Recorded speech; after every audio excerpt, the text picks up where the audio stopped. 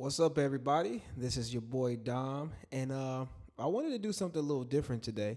Um, Actually, want to show how I mix live drums, my drums in particular, and so this is new for me, but we gonna get through it. All right. So I'm working in Pro Tools. Pretty much everything that I'm going over in Pro Tools, you can do it in any other DAW. Um, I'm working out of a template that I made. So pretty much a lot of my plugins are already set. And I will be going over like any presets, any like custom presets I made. I'll be going over it. All right. All right. So we're going to dive into it. So I recorded on top of a drum cover or some stems, My Hope by Jonathan Nelson. But the stems was made by musicians on Prime, the Prime app, multi-track app.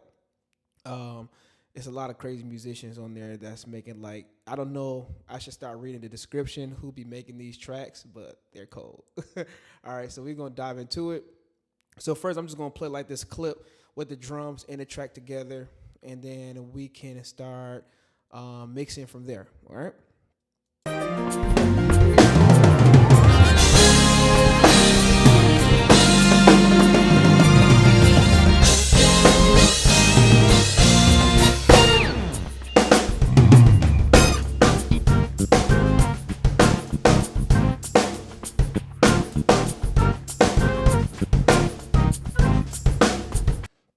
All right, that sounds pretty good. The drums are definitely there. I'm pretty sure you can see. I'm pretty sure you can see behind me.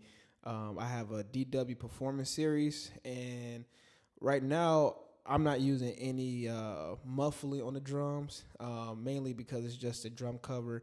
And usually, like drum covers, I usually don't put any muffling that much or none at all because I like the drums to stand out because it's like showcasing me. So I kind of want the drums to actually sing a little bit more. But other than that, if I was recording for an artist, or if I had to send a mix to an engineer, I would definitely have, my drums muffled, like the toms, the snare, just so the engineer don't have to work too hard, and also you don't want so much ringing and bleeding into the drums, into your mic. So just for the sake of a drum cover, I didn't have any muffling, which I don't think I'm releasing this drum cover. I really just hopped on this just to give an example on how I mix. So first thing I like to do is I like to gain stage, get my levels right, get my panning right. And a lot of times when you do your panning, you get your levels right. A lot of times drums sound much cleaner. So we're just going to go back to that same spot, but with just the drum solo.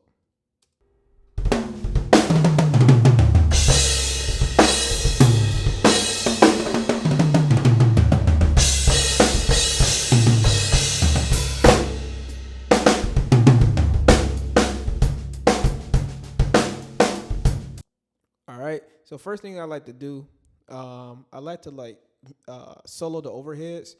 Pretty much the overheads give you the overall view of the drums, and that gives me an idea of how I want to pan, where I want the overall volume, so everything can be blended together.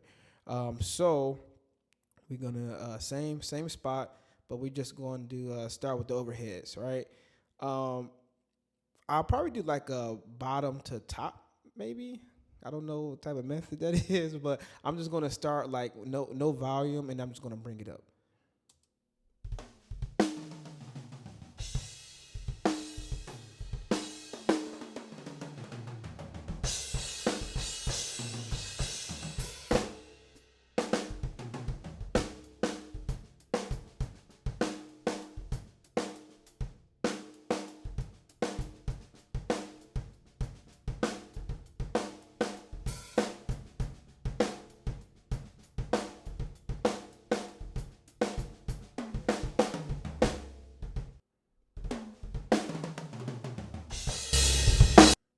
All right, I think that's a decent spot. Now, if you notice, I kind of like almost wanted at 15. Yeah. If you notice, I kind of have like the overheads not exactly matching far as the level, mainly because I know I've seen where some people they have they have the stereo pair, or they'll be mixing it in stereo and they have it at the same exact volume. The only reason why I don't do it that way is mainly because um, often when I'm recording by itself, sometimes the levels are not even. I'll give you an example. So the distance between the snare drum is how I measure them.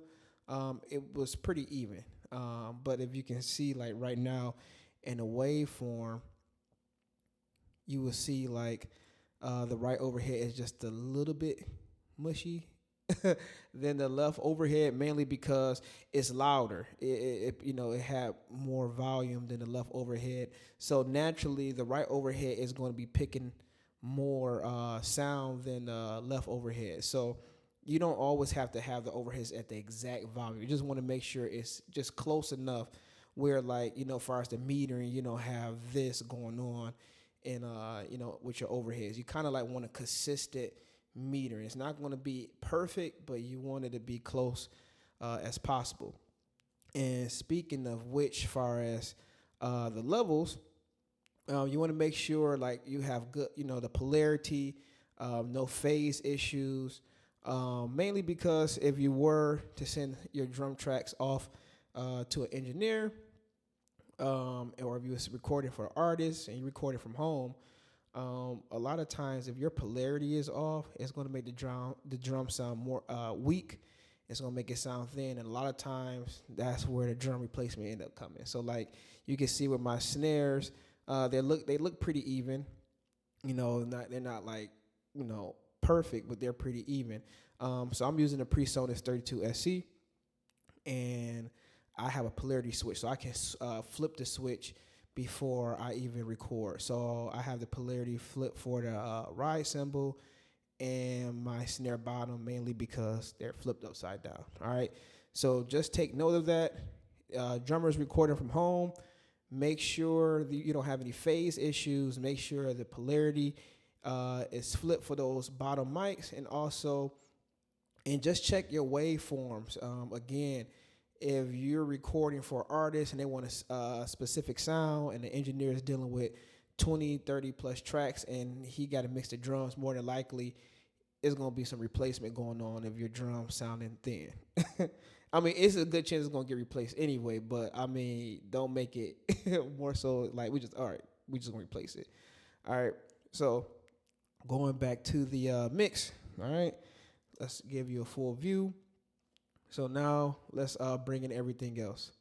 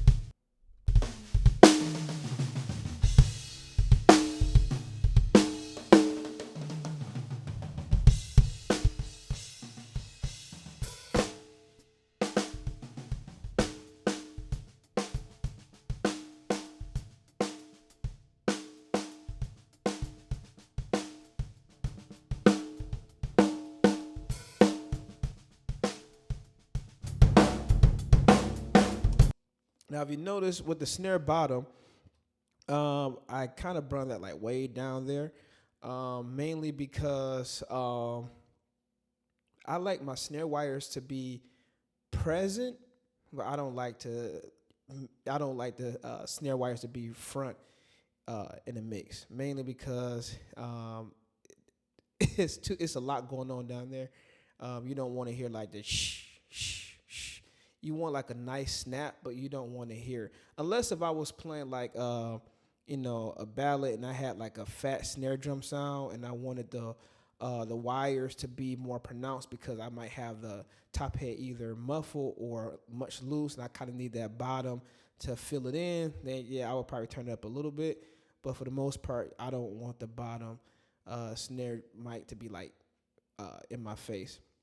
And far as with the recording, I'm just going to backtrack a little bit. Far as here, my levels, I like to record between negative 18 to negative 6 dB because I know a lot of times we are our own engineers for the musicians that's working from home. I understand that, it's kind of hard getting those levels perfect. But, you might see like with the toms, I haven't touched these yet, but these like negative 9, negative 8, and that's a good range, but I know my snare, I believe before I panned it, I mean not panned it, but before I brought the level down, I believe 4, negative 3, 2, it was a little bit over, so if I'm sending some files, I'll probably like gain stage it, I might like turn the gain down a little bit to where it's a good level before I send those tracks off. But you want to give the engineer headroom, even if you're mixing yourself. You want to give headroom for your compression, any type of saturation, limiting. You don't want to just send files and it's like kind of already getting hot, and then it's like they don't have any headroom. You know what I'm saying? So you want to record at a decent level. All right. So let's go back into it.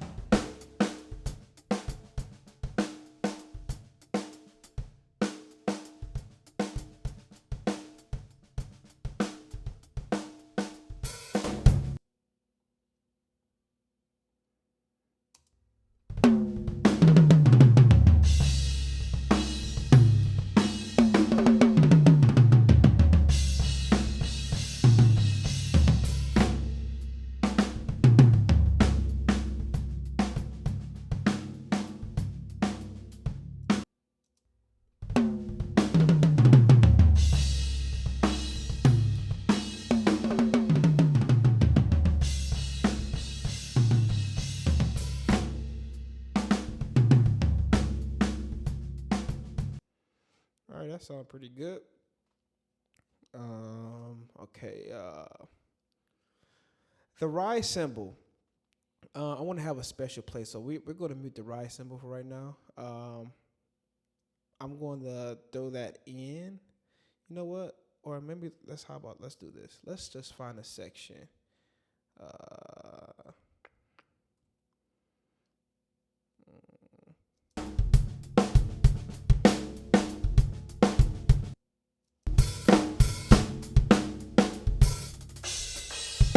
believe right here.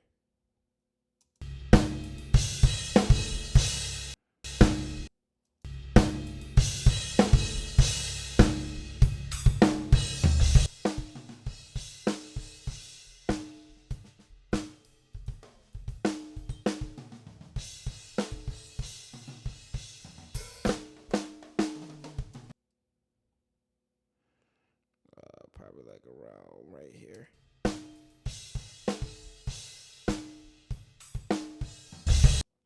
Same thing with the rise cymbal, and same thing almost like with the snare bottom.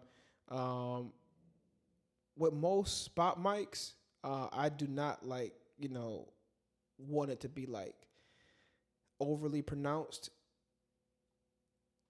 Mainly because when I hit the bell and I'm doing certain crashes, and then it's like, again, it's another overhead mic. I don't want too much ambience from the room and, like a high bell sound. I want it kind of like to accent and like to be more present, but I don't want it to be overbearing. All right.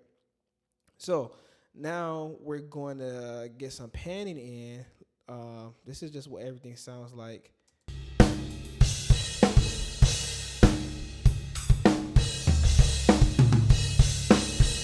So you can hear a nice balance with the drums so far with just the volume, right?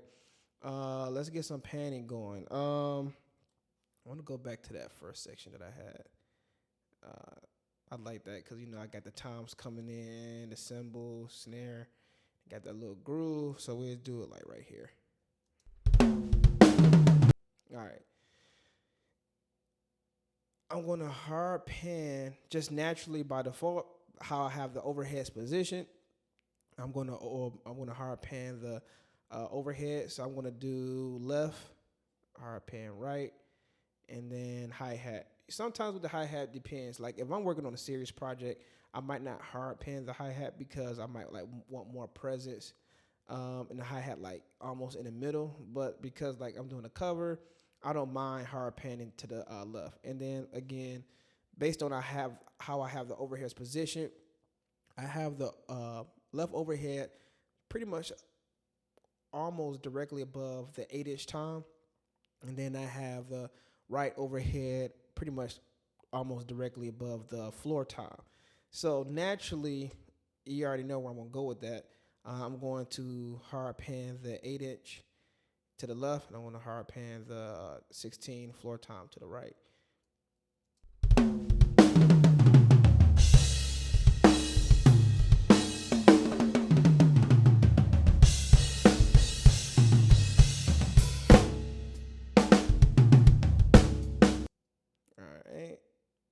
I'm going to give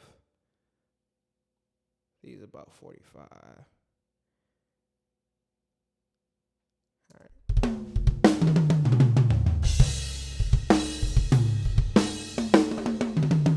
All right. So we can look at everything. The snare, we're going to keep the snare in the middle.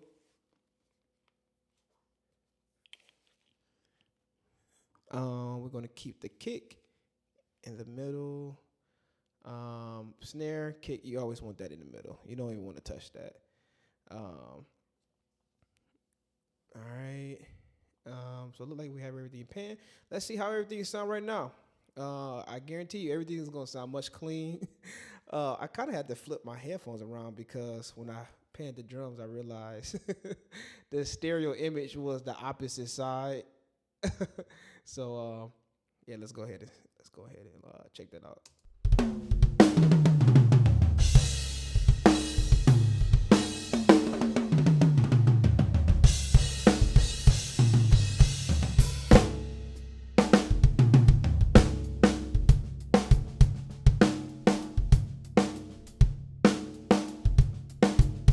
I'm not gonna hold you up. That sound clean. That sound much clean. Sound cleaner than where we started. When we first started, it was like mushy.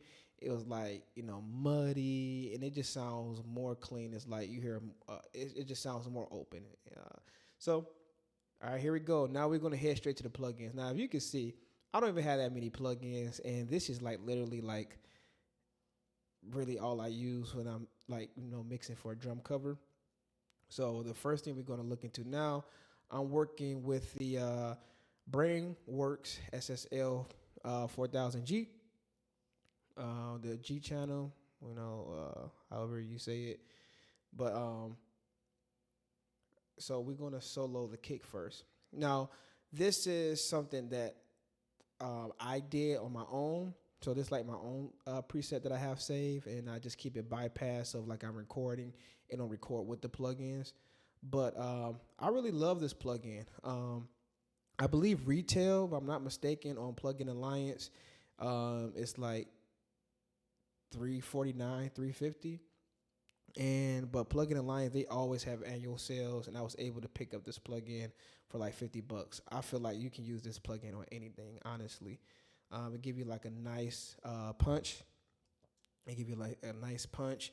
A lot of low end, a lot of thump. I just did a project recently, and I was going to use this on acoustic guitar, but I didn't. But I did try it out for a second, but it sounded amazing, like on acoustic guitar, bass, even vocals, honestly. So you can use this on anything. This is really all you need just to mix drums, honestly. But we're gonna go ahead solo the kick first.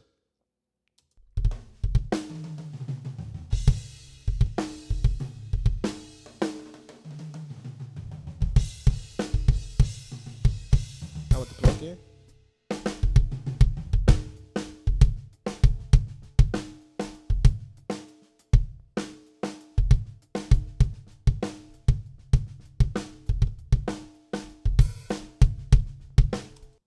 Yeah, just from that is more presence. You definitely hear more presence. It's like the kick is like eh, one thing with the kick that you always want to know when you mixing live drums. You don't want your kick to like just be boom, boom. You don't want that. Like you want a tight kick. Give you like a nice, low end. You do want some low end in your kick, but you don't want it to be muddy. You just want like a nice, not a doom, doom. You don't want that. It's not going to sound good at all. So, you want to feel the kick. You don't want the kick just to be like thumping everywhere. So this is kind of like the settings that I have. I have like I have the high pass filter, 20 hertz. I have low pass filter, low filter around 17. I have the compression. I have the ratio at 7.1. Threshold. I have the threshold. Where I have the threshold? Oh, I had it probably like around around 8.1. And I have like a quick release, 15. I have some expansion going on, 32.6. My threshold is at 29 dB, negative 29 dB. And then I have a quick release, 16 seconds. So the way that this goes, I use my ear mostly. Of course, I don't have no EQ band where I can see or listen to like, what I'm sweeping out or what I'm adding. But this is the high band right here. You get like a nice high boost. So I just have the gain up around 3.5 dB, around 5K, and then I have my high mid, just a little boost. Around 1.4K, and then I have me like a nice little band curve right here.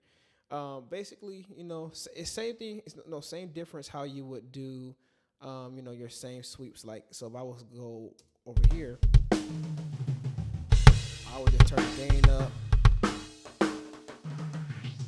and I would just see what areas do I want to.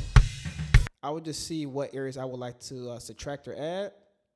And, yeah,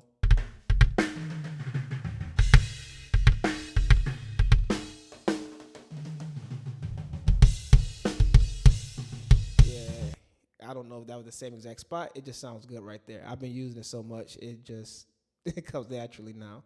My low mids, I have, I kind of took away. I kind of took away some frequencies right here, around -4 from the gain, around 426 hertz, and then nice little bill. And then I have my low band, my low shelf, and give you a nice little low boost. I boosted around 4.6 dB, and pretty much almost 100 hertz, and it just sounds good. And then you also have an EQ type, which you will see on the snare drum. And I feel like with this, it's pretty much the same idea, but to me, it just sounds a little bit crisp. So you will see that I'm using that with the cymbals and also with the snare drum. And then lastly, my saturation knob from Soft Tube. You're gonna hear a big difference.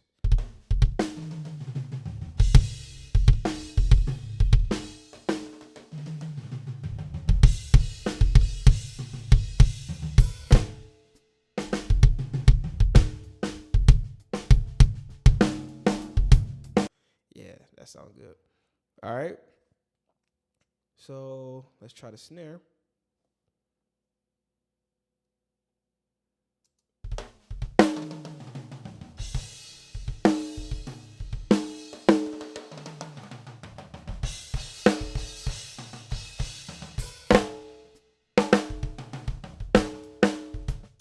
That sounds good. So you get the concept of pretty much how this plugin works. So we just gonna keep moving it right along. Same thing, saturation knob. And then let's go for the bottom snare.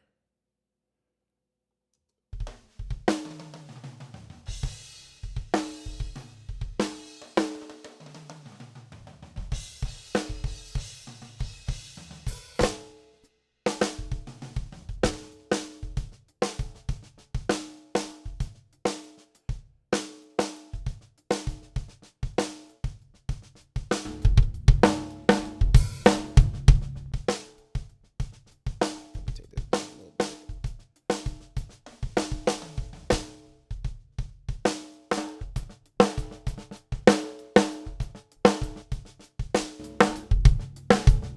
All right, that sounds good. All right, so if you notice something right now where I have my buses, like where I have snare bus, cymbals, which is pretty much the cymbals and the toms. Those are my buses, and I have my overhead and my rise cymbal routed to the cymbals, but I don't have the hi-hat, mainly because I want the hi-hat to sound slightly different, and I usually have the levels a little bit, just a little bit different. I'm actually using a preset, and which I think I made minimal adjustments, or if I barely touched it, but that's what the hi-hat sounds like.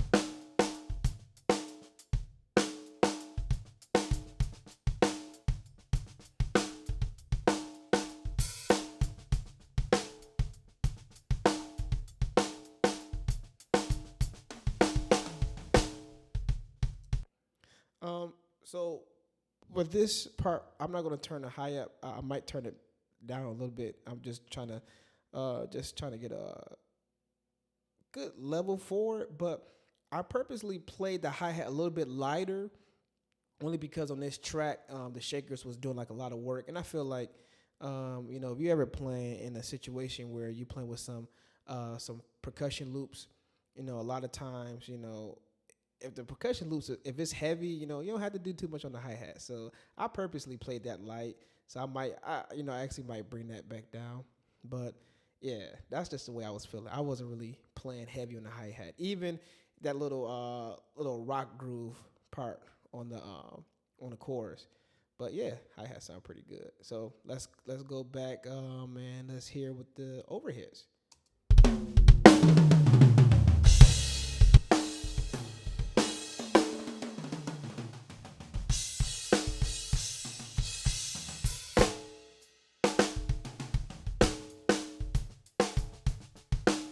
So let's look at this. You can see that that high pass filter is kicking, right? You pretty much want to, for me, you pretty much want most of that low end and like that heavy sound, kind of like you want to sweep that, mainly because, it just depends what sound you're looking for. If you want the overheads to capture more of the drums, like you want a full drum sound, or do you want like a cleaner drum sound and you want to focus in, you want to have more emphasis on the cymbals? Me, I like to hear like the little punch from the toms and the snare, but I don't want so much low end from the kick drum and like that woo woo. I don't want that sound in there. So you're gonna hear more cymbals than anything.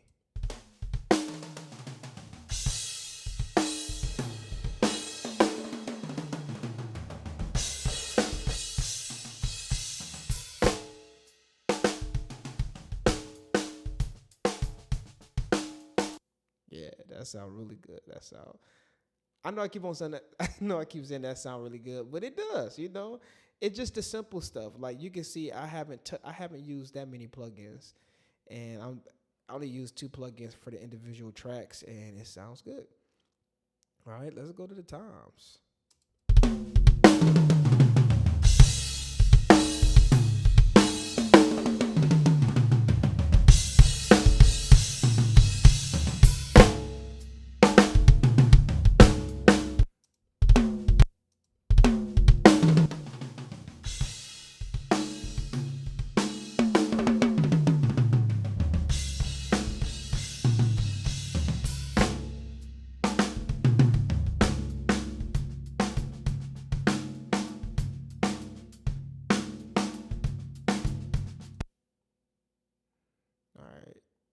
I know I'm doing this the long way, but just bear with me. All right, let's see what it sounds like with everything active.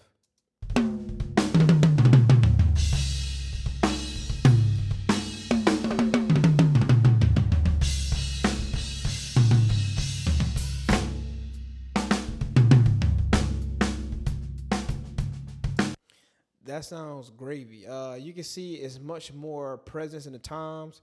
You know, even though I'm using an expander, I'm not cutting out too much bleed to the point where it's just like there's no background noise. But with the expander, it kind of like cancels out. It's not like a gate, all right? It's very similar, but it's not like it's just not gonna just cancel it out.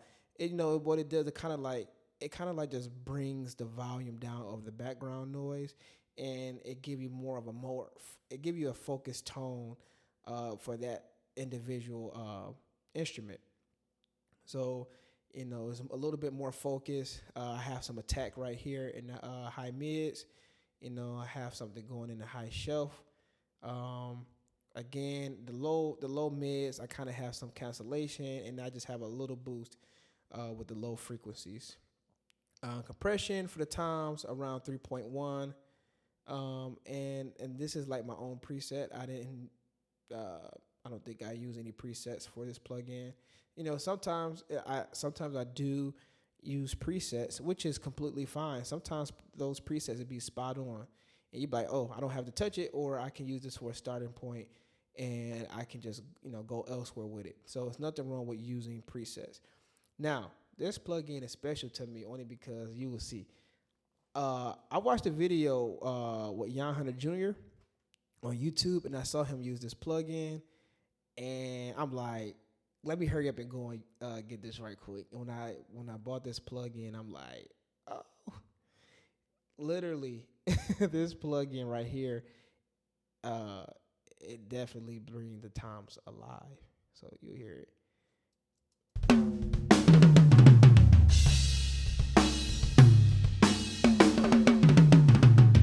All right, let's go now. I'm about to, you about to hear it.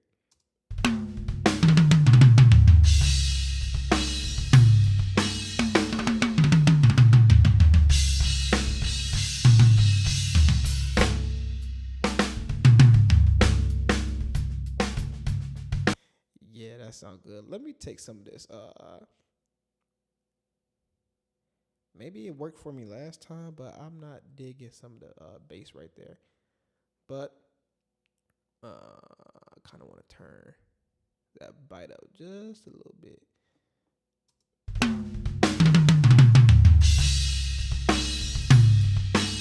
Yeah, that's it.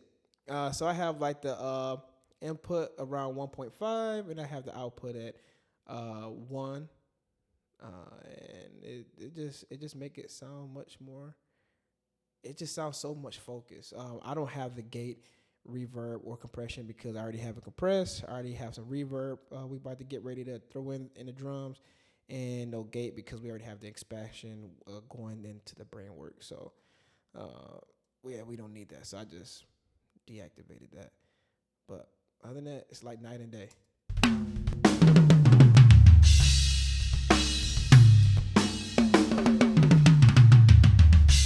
Yeah, that sounds good. I won't keep on saying that sound good because it sounds good. So I don't I don't want to annoy anybody. Just keep saying that. All right, so this is what the drums sound like so far with just everything that we added.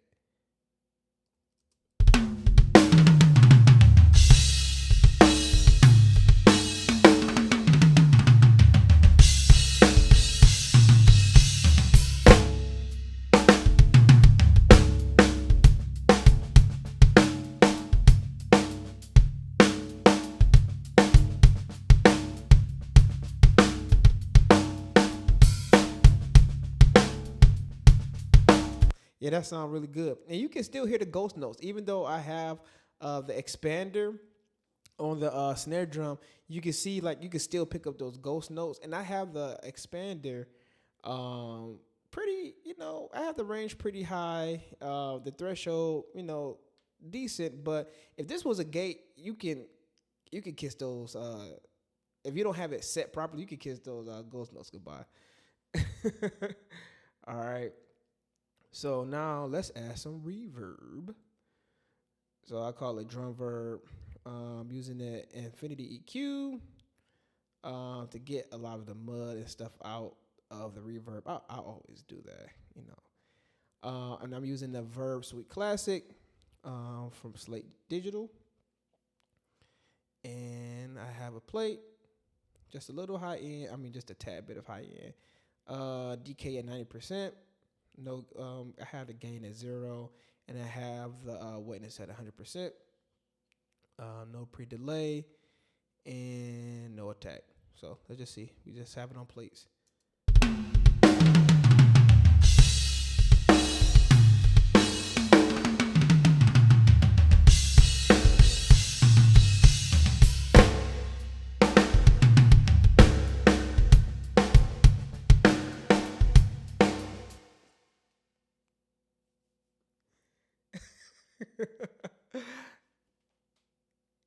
You know, I gotta say it. That sound good.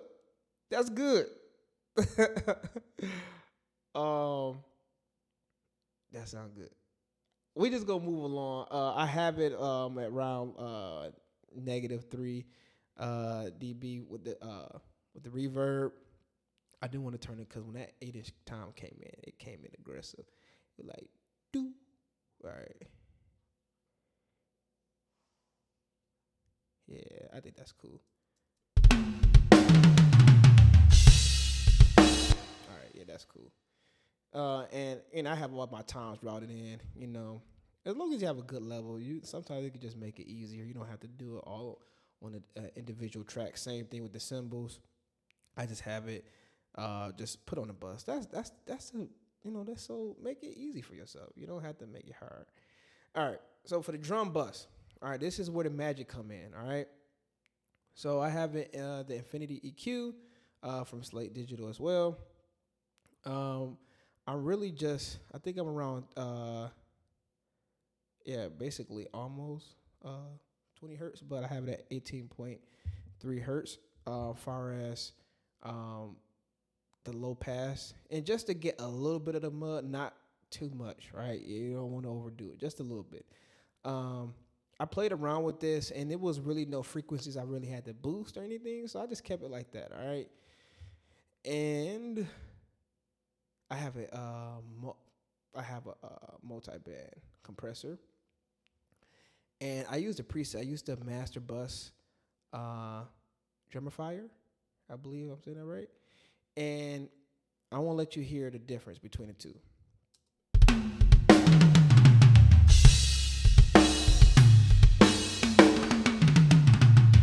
That's without it, and this is with it.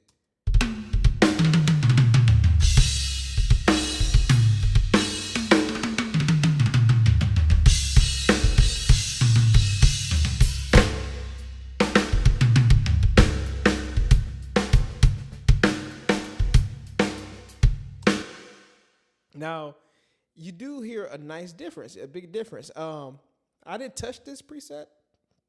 I kind of almost want to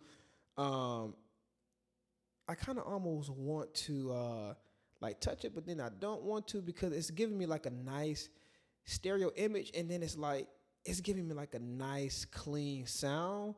So just what my ears is hearing right now, I want to keep it the way it is.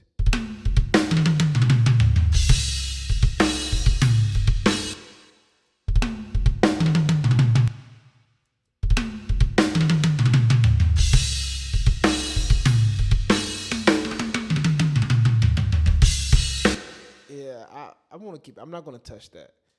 A little saturation. I'm adjusted. I don't even know what it sounds like.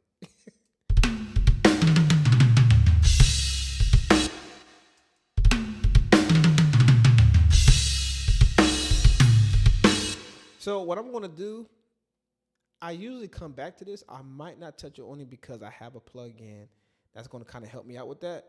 So I'm going to use the Slate Digital virtual tape machine.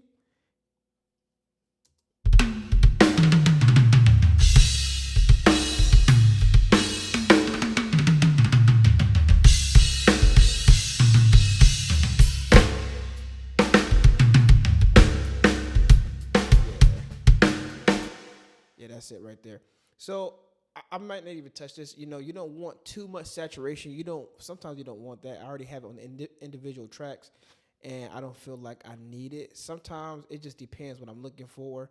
But yeah, I don't think I need that right now.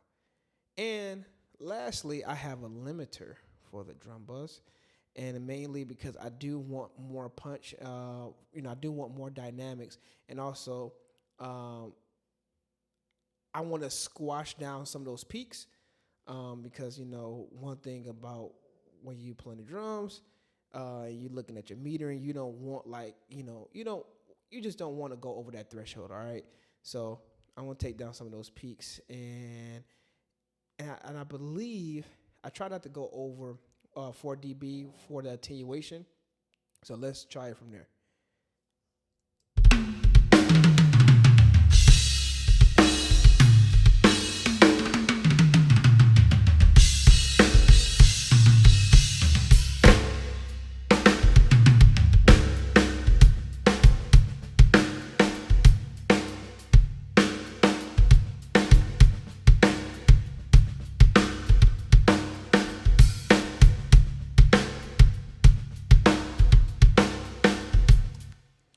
Yeah, like that sounds really, really good. Um, and I'm having just from doing that, I have consistent metering right now.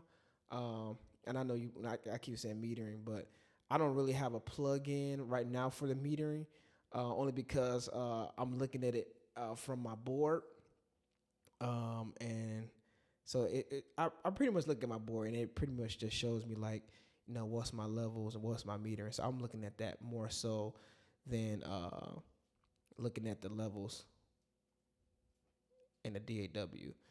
All right, so let's see what it sounds like with the music. All right, let's go.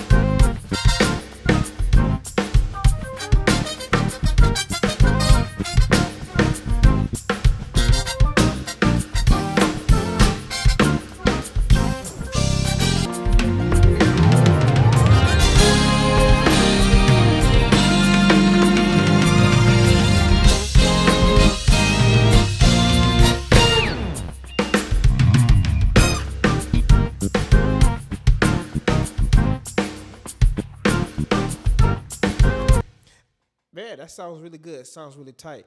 And a lot of times when I'm doing my drum covers, I like it to sound almost like if it's a record. I don't like the drums to be like so much on top, and I don't like the music to be like to drown the drums out. And I feel like this is a good level. Like I like my covers to sound, professional.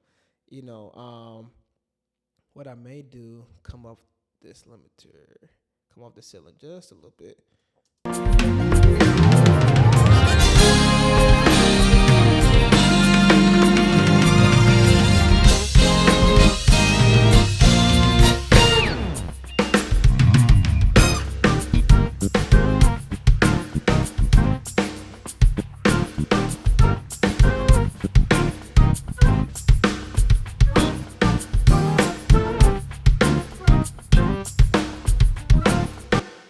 That sounds really good. A solo.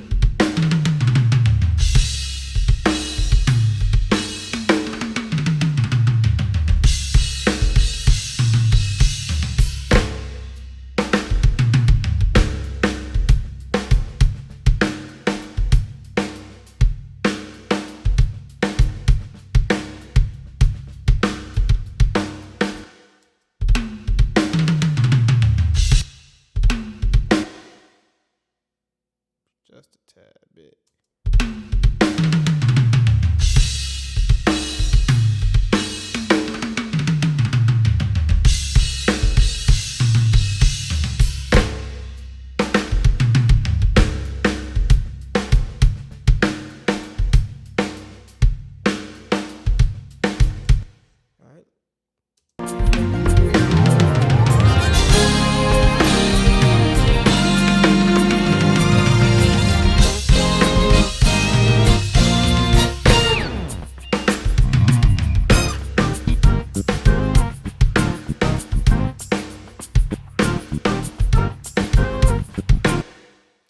in a situation like this, what I'm thinking, like if I was to like release this track, so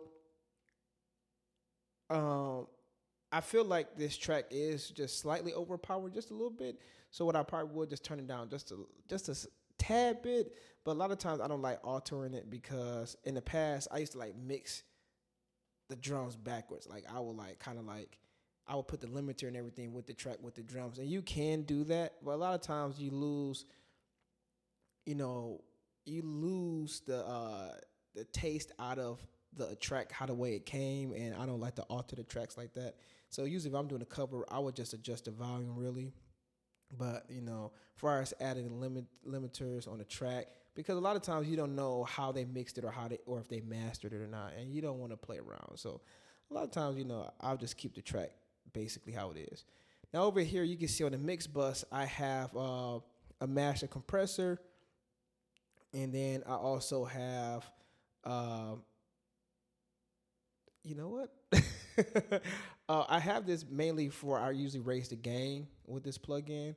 Um, this is the FG Virtual Mastering Console from Slate Digital also.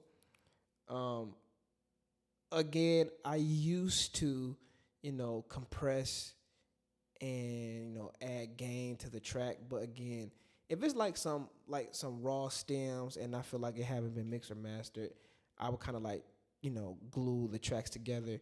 But in this situation, the tracks sound good the way it is, so I'm not going to even work on the mix bus. But really, this is how I would mix my drums for a project or a drum cover, or even if I'm working on a record. This is how I would mix it. There is some things that I would touch up on. There's some Slate Digital plugins that I would use to like kind of like add more ambience, but it just depends. This is a drum cover. So I feel like even if you was to use this for a record, I just feel like just what I'm using right now.